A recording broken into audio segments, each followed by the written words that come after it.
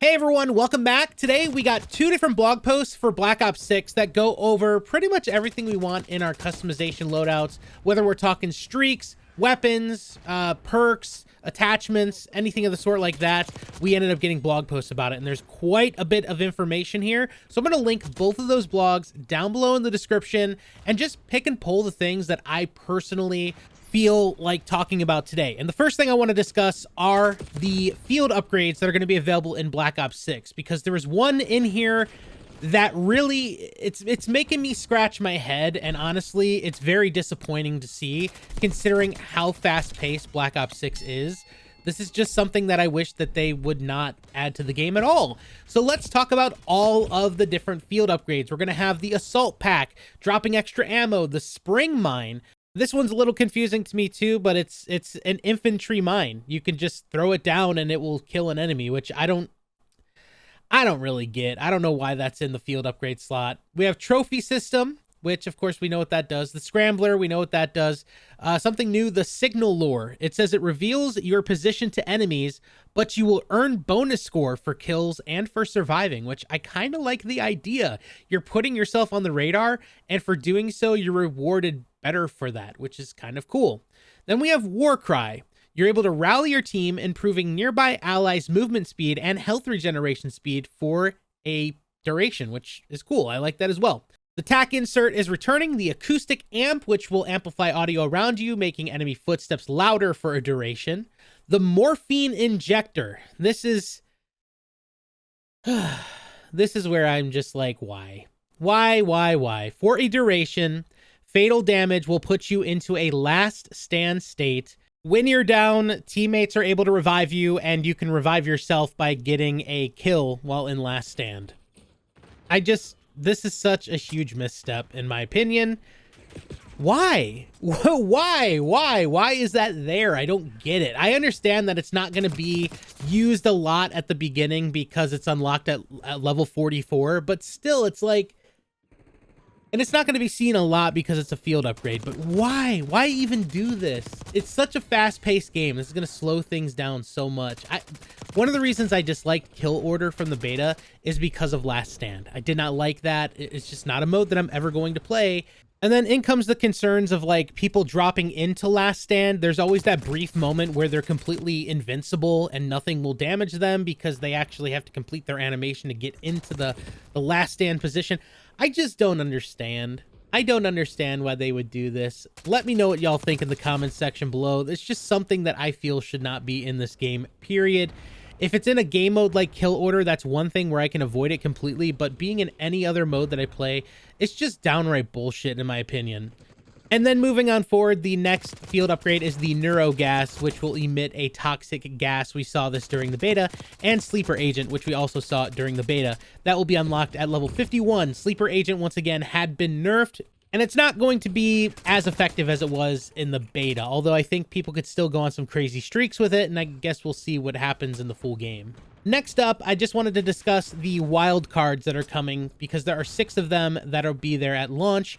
The first is Tactical Expert, unlocked at level 15. You'll spawn with 2 extra tacticals. Overkill allows you to equip any non-melee weapon in the primary or secondary slots, and that's at level 24. Gunfighter gives you 3 extra attachment points on your primary weapon at level 33. Danger Close lets you spawn with an extra lethal at level 38. Prepper is unlocked at level 45, and it lets you equip 2 different field upgrades, and finally Perk Greed at level 54, allowing you to equip an extra perk, which is probably going to be my go-to personally, unless I'm working on some in-game challenges. Then I can definitely see myself going towards Danger Close, Tactical Expert, or Prepper, just to get usage out of more pieces of tactical equipment in the battlefield. Moving on to streaks, there are going to be 18 different streaks that we're able to unlock throughout playing Call of Duty. Here's a list of all of the streaks and what level they unlock at. As you can see, it kind of jumps around here. Some are unlocked instantly, and others will be unlocked as we go along. So let's just quickly go through this. First up, we get the Scout Pulse, which is going to give you a radar ping that reveals nearby enemies. Then you got the RCXD at 450. The SAM turret unlocks at score 550. Then the standard UAV comes in at score streak 600. Archangel Launcher is a rocket launcher that fires a remote piloted rocket, and you get 2 of them. That's coming in at $650. The counter UAV at $700, the care package at $750, the napalm strike at $900. Then we got the LDBR, that's coming in at $950, and you can launch a missile bombardment in a targeted area for a short duration. The sentry turret has moved to 1,000 score, the Hellstorm at $1050, the Watchdog Helo at $1,100, the AGR Mark 1 at $1,200, which will allow you to remotely use a tank with a machine gun and a grenade launcher attached to it. The Interceptors, this is once again coming back from the Black Ops Cold War days. You can call in a fighter jet squadron that eliminates enemy air targets. The Strategic Bomber at $1,300 is a stealth plane that carpet bombs a large targeted area. The Harp is returning. This is a high altitude recon plane at $1,450. The Chopper Gunner at $1,600, and then finally we have the Dreadnought at $1,800, and that's a heavily modified gunship equipped with multiple cannons, rocket pods, and a daisy cutter bomb. So to be completely honest, this sounds really cool. I'm looking forward to actually experiencing each one of these streaks, and the care package is probably going to be our best friend at the beginning in order to earn those higher ones, because we're not going to be able to unlock them until we're almost done with the ranking journey at level 54.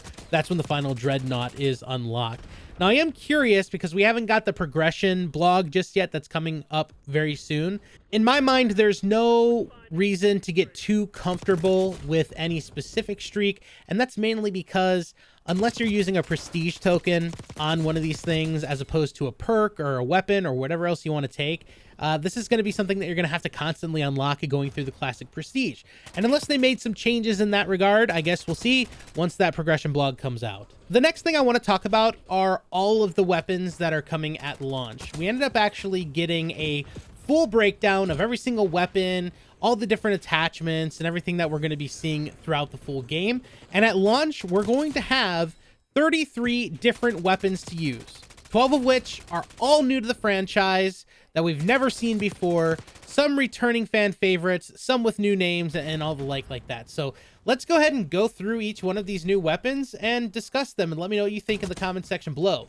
For assault rifles, we're getting 7 this time around, including the XM4, the AK-74, the Ames 85, the GPR 91, the Model L, the Goblin Mark II, and the AS Val. 6 SMGs at launch include the C9, the KSV, the Tonto 22, the PP919, the Jackal PDW, and the Compact 92. We've got 2 shotguns at launch, and that includes the Marine SP and the ASG 89. 3 different LMGs, the PU-21, XMG, and the GPMG 7. 4 marksman rifles this time around, the SWAT 556, which was brilliant during the beta. It was one of my favorites. Next up, we got the Zarkov 762, and I really like the way the iron sights look on this one. The AEK 973 and the DM10.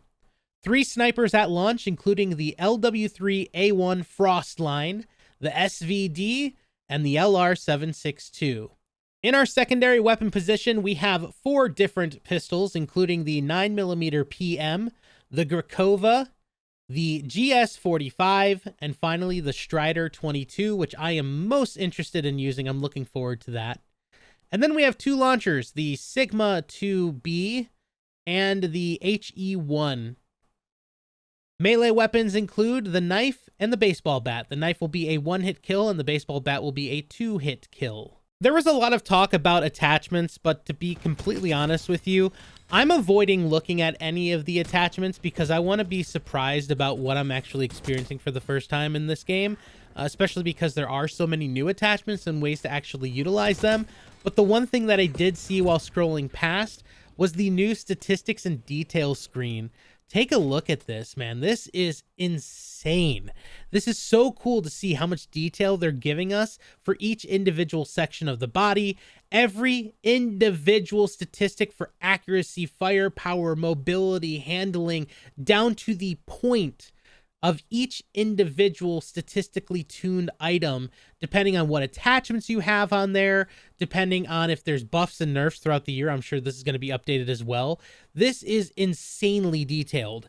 I know that creators like the Exclusive Ace are having a field day with this right now. I am really looking forward to seeing what type of content that they can create with this particular sense of detail, because it's something that we've never really had before, and it was up to those creators to actually provide the details that didn't used to exist in the game. So I'm curious how this will help them along the way. I'm sure there's going to be a lot of debunking on some of these numbers as well. I guess we'll have to wait and see. The last thing I want to talk about in this video is the Spy Cam. It's a new tactical that I honestly didn't expect to see in this game, but it says it quickly marks enemies and hostile equipment and score streaks for your team. Now, the big thing is the Spy Cam.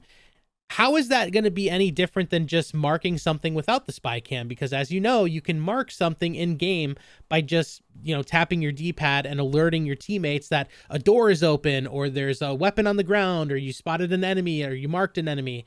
Is this going to allow you to just basically look through it and instantly marks it without you needing to even aim towards it or something like that? I'm assuming that's what it's going to do. It's going to act, even better and pinpoint faster than you can. Maybe it's going to allow you to mark multiple things at once. I really don't know. So I am interested in using the Spy Cam, mainly because I think that this could actually come in handy when playing objective modes or even something like search and destroy. But I am curious how effective it's going to be.